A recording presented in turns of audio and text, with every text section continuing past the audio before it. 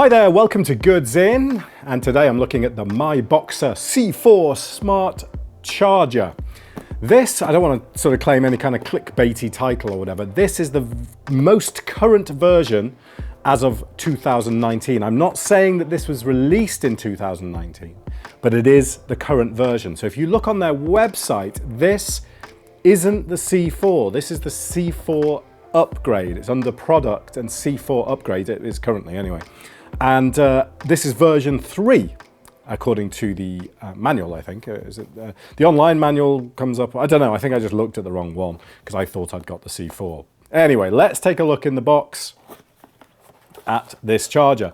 I bought this because I was sick of my Ansman thing that just keeps saying batteries are dead and you can't do anything with them and it doesn't give you any information at all. But I mean, it's done a reasonable job of charging batteries over the years, but I just wanted something that offered me a little bit more information. So all we get in the box is the charger, which has your slot button here, so you can switch between the slots and get the information, and a mode button that does various other things. As I say, not really my area of expertise, this. So yeah, you can take from this what you will, but I wanted to show it to you anyway. In the rest of the box, I've already unpacked this, comes a mains cable, so just a standard 8 connector type, you know, figure of 8 connector. What is it called, like CRU7 or something? So that's all you get in the box. So let's plug it in. On the back, we can put in either 12 volts, so we can use this in a car with an appropriate adapter, or we have our standard mains there. I always like a charger to just have a direct mains in. I don't want to have to use it on a charger, on another adapter. I like to be able to just plug mains straight into the back. So we've got the 4 slots. It doesn't come with any kind of, or at least mine didn't come with any kind of spacer thing, you know, where they sometimes come with a bit of plastic you can put in to allow AAAs, for example, to rest more, to rest better in the slots that are also capable of fitting something like an 18650. It doesn't come with that, but I've found that it's not really a problem. As long as you get them centered, just snap this back, they stay in fine. You know, if you knocked it, they would come a bit loose, but I'll show you that in a second. This is completely spring loaded, right from your smallest batteries right down to the bottom. Nice tension on the springs there, no problem with that. So let's find some batteries and get something shoved into it. So before I start playing with it, let's just get one thing clear. This version, according to the box, has resolved the problem whereby the first C4, the first Miboxer C4, left certain battery types trickle charging after they were charged, and that's really bad for certain types of batteries to just leave anything just charging a little bit. So if you left them on overnight and by 10 o'clock they'd all finished and it was just left with a slight current going through it overnight, that's very bad. So this says on the box that here it says full cutoff, automatically stop charging when fully charged to avoid overcharging. So it specifically states, now I don't know whether the original version did, but this version does specifically state that this will have full cutoff. Also, there was a facility on here using slot 4 on the original one to do a discharge and a full recharge, so to test the capacity of the battery. Now, it seems that they've removed that feature. That, to me, was a really cool feature. I like that, just because I think the type of person who buys these battery chargers and wants the level of information this gives would want that feature on slot 4. Shame you can't do it on all of them, but you want that kind of facility where you can test capacity of batteries, but it doesn't let you do it on this. It's not in the manual anymore, and the whole layout of the display, the LCD, is slightly different. So a real shame they've dropped that off the C4 version 3. So if you do want that, make sure you go for the C4 version 1. So unless I haven't found how to do it, which could be the case. Right, so I've got a range of batteries here. It doesn't do D cells, it does these C cells, but it doesn't do D cells. Be aware of that.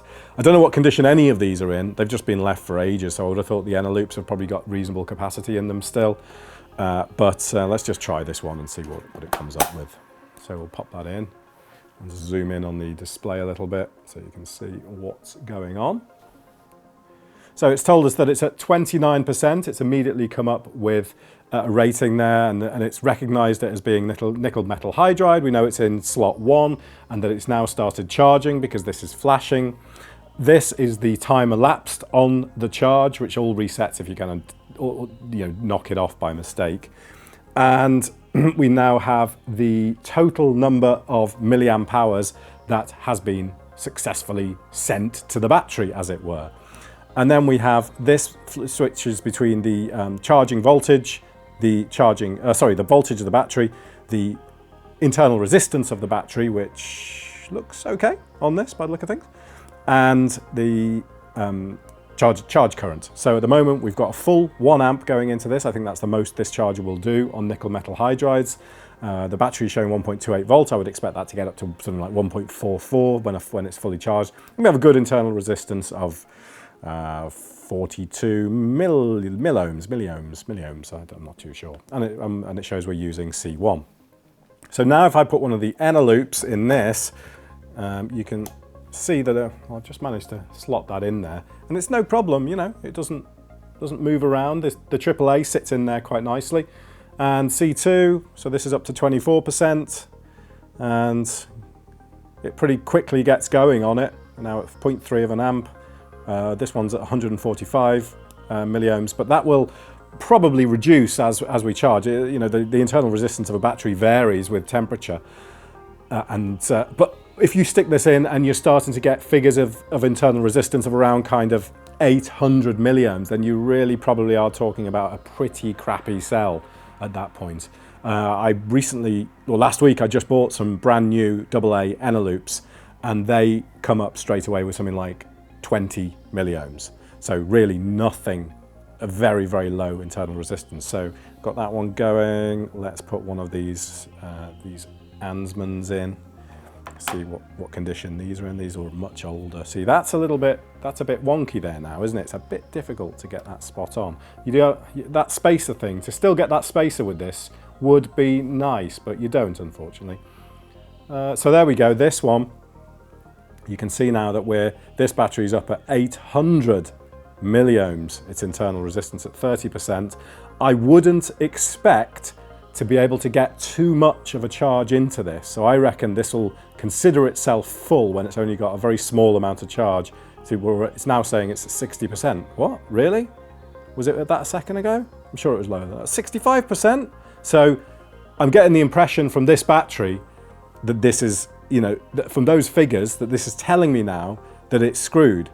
It does allow you to, it does have a sort of a facility, or I'm not exactly sure what it is, that allows you to recover batteries that are dead. But if it comes up with ERR, so error, then you're pretty sure that that is completely dead. If the light goes off, just tap the button once like that, and it doesn't change anything. It just brings the light back on. And the light stays on for a reasonable amount of time too, so that's kind of cool. So I think both of these are probably the same because they're both from the same sort of time. Let's put this in slot 4, see what that comes up with. So 1 volt charging, no internal resistance measured yet. Says it's at 0.1%. What? 12%. 90. Yeah, so I mean, it looks like these two batteries here are completely broken, knackered, whatever. So that's pretty much all there is to it. It's a really neat little device. Now, I don't know how good it is at what it says it's doing and all that. I'm going to take these two out for now because, well, I'm just not that much of an expert with these kind of things. So some people may come back and say, oh no, the charging method it uses completely destroys batteries and whatever. And that may be true. I don't know how brilliant a charger this is, but I have successfully charged batteries with it. It's given me the information I needed. It seems to have been accurate. It seems to have charged them at a reasonable temperature, current. Great, So what you can do with this also is change modes, and you can change the type of battery you're charging. You can alter and force the battery to be charging at a certain current as well. So even though this should automatically detect it, if I wanted to up that current now, I can by changing the mode. I haven't figured out exactly how to do all that, but it's all in the manual, but you can do all that sort of stuff. So finally, I'll just choose one of these. This is an Eneloop cell that I charged to 100% the other day, so I just want to see what this comes up as when I put this back in now. So this is now showing me at 73%. I charged this to 100% the other day. So I'm surprised. Yeah, the voltage there, you can see, is 1.39 volts. So that's kind of as high as I would expect it to go. I reckon this is a little bit on the low side there. I don't think there'll be much to get into this cell. It hasn't been used, and it was only charged the other day. It's not a new cell by any means, but yeah, it was only recently charged. So there we go, that's the Miboxer C4. This is the C4 version 3. C4 upgrade is on their website. It's about 25 quid. You can get it off Amazon. It's not expensive. And nice, oh, there we go, that fell out nicely. Let's just try that actually. Yeah, they all fall out. So the springs aren't terribly tight, but they do the job. So I'll put links in the description. If you want to support the channel, that's great. If you want to buy it yourself, then that's good too. Thank you very much for watching, and I'll see you soon.